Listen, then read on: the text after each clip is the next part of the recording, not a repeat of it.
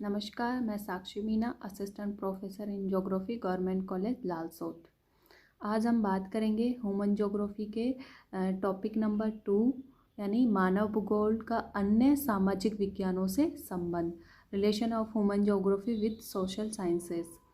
तो चलो हम स्टार्ट करते हैं। 1930 के दशक में मानव भूगोल का विभाजन सांस्कृतिक भूगोल एवं आर्थिक भूगोल के रूप में हुआ और इसके बाद मानव भूगोल से अनेक शाखाओं का उद्भव हुआ, जिनमें थी सामाजिक भूगोल, राजनीतिक भूगोल, सांख्यिकी भूगोल, चिकित्सा भूगोल आदि। 1980 के आसपास मानव भूगोल में व्यापक विकास हुआ और उसमें कई शाखाएं, नवीन शाखाओं का उदय हुआ, जिसमें थी प्रादेशिक भूगोल, सामाजिक भूगोल, नगरीय भूगोल, ऐतिहासिक भूगोल, प्रशासन भूगोल आदि। इन सभी को मानव भूगोल में सम्मिलित किया गया। मानव भूगोल में हम मुख्यतः मानव का एक सामाजिक प्राणी के रूप में अध्ययन करते हैं।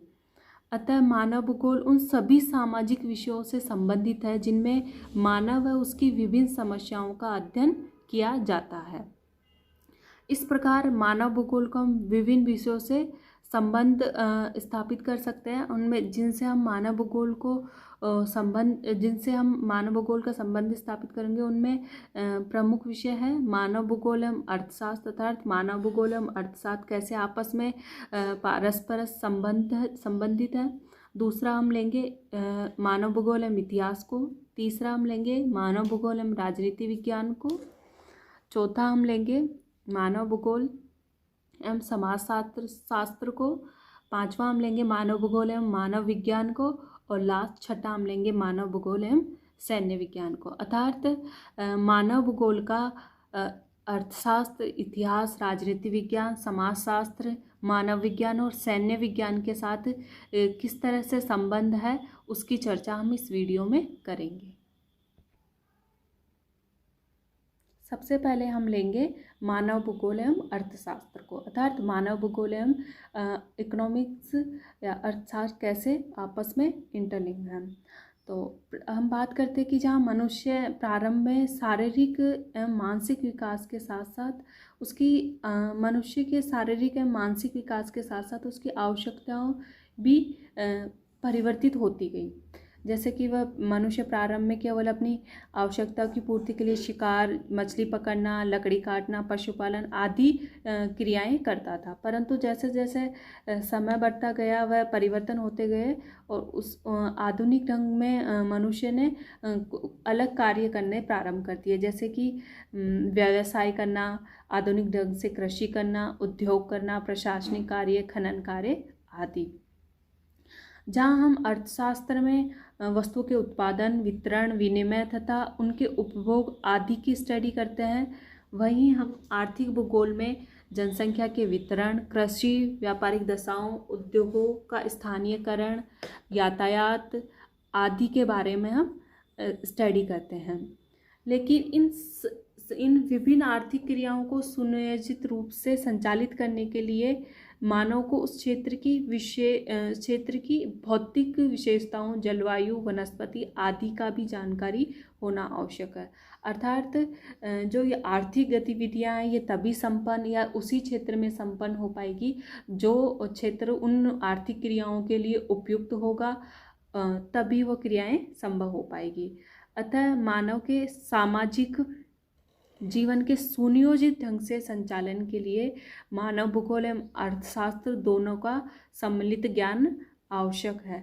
इस आधार पर हम दोनों विषय एक दूसरे से हम कह सकते हैं कि दोनों विषय एक दूसरे से परस्पर संबंधित है, अर्थात अर्थशास्त्र और आर्थिक भूगोल या मानव भूगोल कहीं ना कहीं एक दूसरे से इंटरलिंक है।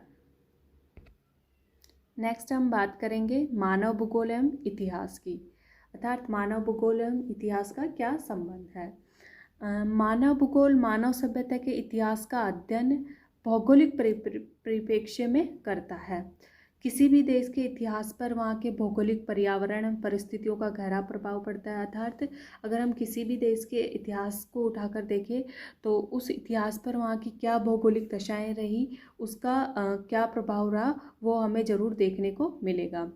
मानवीय एवं प्राकृतिक पर्यावरण में परिवर्तन के परिणाम स्वरूप ही किसी देश के इतिहास का निर्माण होता है। किसी प्रदेश में जनसंख्या, कृषि, खनन, उद्योग धंधों, परिवहन के साधनों, मानव समाजों आदि के ऐतिहासिक विकास का अध्ययन मानव भूगोल में किया जाता है। इसके लिए उपयुक्त साक्ष्य और प्रमाण हमें कहाँ से प्राप्त होते हैं? इतिहास से। अर्थात मानव भूगोल में हम जिन तत्वों अर्थात जनसंख्या, कृषि, खनन, उद्योग, परिवहन आदि की चर्चा कर रहे हैं या अध्ययन कर रहे हैं, उनके लिए हमें साक्ष्य कहाँ से प्राप्त हो रहे हैं? इतिहास से। इतिहास की विभिन्न घटनाओं के अध्ययन के आधार पर ही मनुष्य की वर्तमान समस्याओं का निवारण किया जा सकता है। अर्थात जो इतिहास में जो घटनाएं घटित हो चुकी है, उन घटनाओं के होने का क्या कारण है या उन घटनाओं में भौगोलिक परिस्थितियों का क्या महत्व रहा है, इन सब को देखकर ही हम वर्तमान में उन घटनाओं से हम कुछ सीख सकते हैं या फिर उन घटनाओं में जो कमियां रही उनको हम इस समय वर्तमान में हम उनका निवारण कर सकते हैं। अतः मानव भूगोल इतिहास के अध्ययन के द्वारा भूतकालीन मानवीय घटनाओं के आधार पर ही मनुष्य की विभिन्न समस्याओं का अध्ययन करके समाधान कर सकता है। इस प्रकार हम देखते हैं कि ऐतिहासिक भूगोल मानव भूगोल की एक शाखा है जिसमें ऐतिहासिक घटनाओं का विश्लेषण ऐतिहासिक घटनाओं का विश्लेषण भौगोलिक संदर्भ में किया जाता है। तो इस प्रकार मानव भूगोल और इतिहास भी आपस में क्या है? इंटरलिंक है। नेक्स्ट हम बात करेंगे मानव भूगोल एवं राजनीति विज्ञान की। तो जैसा कि आप सभी को पता है, राजनीति विज्ञान मुख्य रूप से राज्य के प्रशासनिक कार्यों के अध्ययन से संबंधित विषय है। इसमें विभिन्न राष्ट्रों की शासन प्रणालियों, सरकारों, अंतर्राष्ट्रीय संबंधों आदि का अध्ययन किया जाता है। लेकिन राजनीतिक क्रियाएं उस क्षेत्र विशेष के भौगोलिक वातावरण से सर्वाधिक प्रभावित होती है। अर्थात अगर हम किसी भी देश की राजनीति की बात करें या उन राजनीतिक क्रियाओं की बात करें तो उन पर कहीं ना कहीं भौगोलिक या प्राकृतिक वातावरण का प्रभाव देखने को मिलता है। अब इसी तरह हम बात करें अगर किसी देश की राजनीतिक नीतियाँ वहाँ उस देश में या प्रदेश विशेष में उपलब्ध प्राकृतिक संसाधनों पर ही निर्धारित होती है।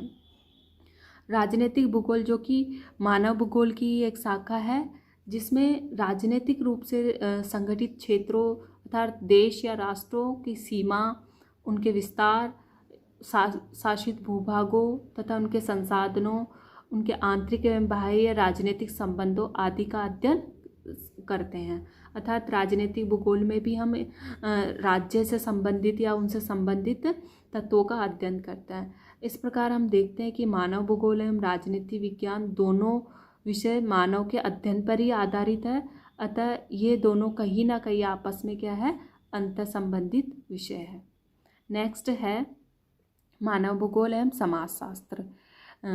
आप सभी को पता है समाजशास्त्र में हम मनुष्य के सामाजिक जीवन, व्यवहार या सामाजिक क्रिया का अध्ययन करते हैं, जिसमें मानव समाज की उत्पत्ति कैसे हुई, उसका विकास कैसे हुआ, संरचना और सामाजिक संस्थाओं आदि का भी अध्ययन हम समाजशास्त्र में करते हैं।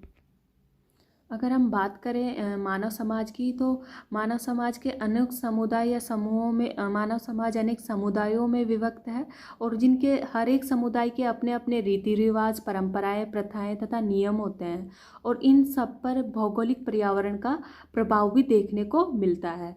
अतः समाजशास्त्रीय अध्ययनों में भौगोलिक ज्ञान की भी आवश्यकता होती है। वही बात करें हम मानव भूगोल के विषय सामाजिक भूगोल की, मानव भूगोल की एक शाखा सामाजिक भूगोल की, तो उसमें हम पर्यावरण के संबंध में मनुष्य के विभिन्न सामाजिक पक्षों की क्षेत्रीय व्यवस्थापन का अध्ययन करते हैं। इसमें जनसंख्या, ग्रामीण व नगरीय अधिवास, विभिन्न सामाजिक वर्गों की विशेषताएं तथा उनके कार्य आदि का अध्ययन करते हैं। तो इस प्रकार हम देखते हैं कि समाजशास्त्र व सामाजिक भूगोल में मानव व उसके समाज का अध्ययन कर रहे हैं। तो ये दोनों विषय भी कहीं ना कहीं आपस में पारस्परिक रूप से संबंधित है। नेक्स्ट है मानव भूगोल एवं मानव विज्ञान। मानव भूगोल एवं मानव विज्ञान, इसमें हम जैसा कि आप सभी को पता है, मानव विज्ञान में हम मानव प्रजातियों के उद्भव, विकास, वितरण, सामाजिक प्रथाओं, धर्म, भाषा आदि के बारे में हम अध्ययन करते हैं। और इसमें विभिन्न मानव प्रजातियों के विकास की वैज्ञानिक व्याख्या भी इसमें हम मानव विज्ञान में करते हैं। मानव भूगोल में भी जो भूतल है उसमें पाई जाने वाली विभिन्न प्रजातियों के उद्भव, उनके वितरण और विकास संबंधी बातों का अध्ययन हम मानव भूगोल में करते हैं।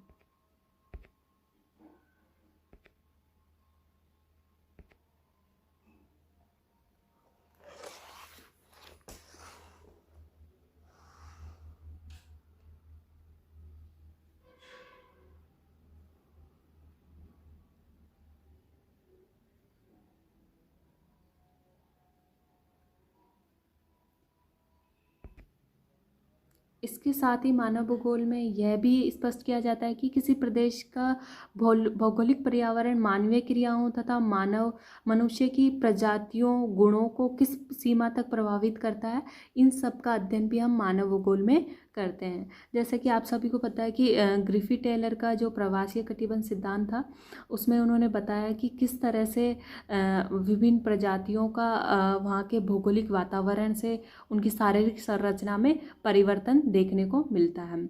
इस प्रकार हम कह सकते हैं कि मानव विज्ञान और मानव भूगोल आपस में क्या है, अंतर्निर्भर है या इन दोनों में परस्पर संबंध है। लास्ट में हम बात करेंगे मानव भूगोल और सैन्य विज्ञान की। सैन्य विज्ञान के अंतर्गत हम राष्ट्र की सीमाओं, भौगोलिक स्थिति एवं पर्यावरणीय दशाओं, भौतिक तथा मानवीय संसाधनों, जनशक्ति, सुरक्षा आदि का अध्ययन करते हैं।